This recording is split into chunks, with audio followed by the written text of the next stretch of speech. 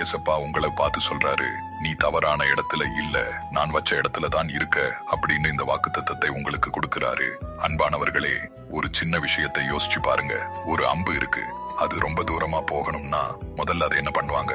அந்த அம்பை மெதுவா பின்னாடி இழுப்பாங்க இல்லையா? அதை வெளியிருந்து பார்த்தா அம்பு பின்னாடி போற மாதிரி தான் தெரியும். ஆனா அந்த இழுப்பு தான் அதை அதோட இலக்கை நோக்கி ரொம்ப வேகமா அனுப்புது.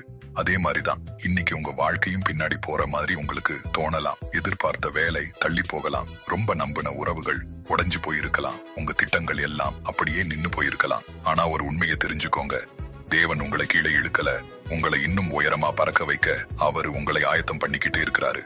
இதுக்குத்தான் வேதத்துல ஒரு அழகான வசனம் இருக்கு, கேளுங்க. கர்த்தர் என் பெலனும் என் கேடகமுமா இருக்கிறாரு, என் இருதயம் அவரை நம்பிச்சு நான் சகாயம் பெற்றேன். சங்கீதம் 28:7. அதாவது அவர் மேல நாம வைக்கிற நம்பிக்கை என்னைக்கும் வீண் போகாது. இன்னைக்கு உங்க கண்கள் வாழ்க்கை பின்னாடி போறத மட்டும்தான் பார்க்குது, ஆனா தேவனுடைய கண்கள் நீங்க போகிற அந்த உயரத்தை பார்க்குது. அதனால இப்போ இருக்கிற சூழ்நிலையை பார்த்து நீங்களே ஒரு முடிவுக்கு வராதீங்க. இது ஒரு கஷ்டம் இல்ல, இது ஒரு பெரிய ஆசீர்வாதத்தோட ஆரம்பம். தேவனை மட்டும் உறுதியா பிடிச்சுக்கோங்க. அவர் இன்னைக்கு உங்களை இழுக்கிற ஒவ்வொரு நிமிஷமும் நாளைக்கு உங்களை சரியான இடத்துல கொண்டு போய் சேர்க்கும். கவலைப்படாதீங்க.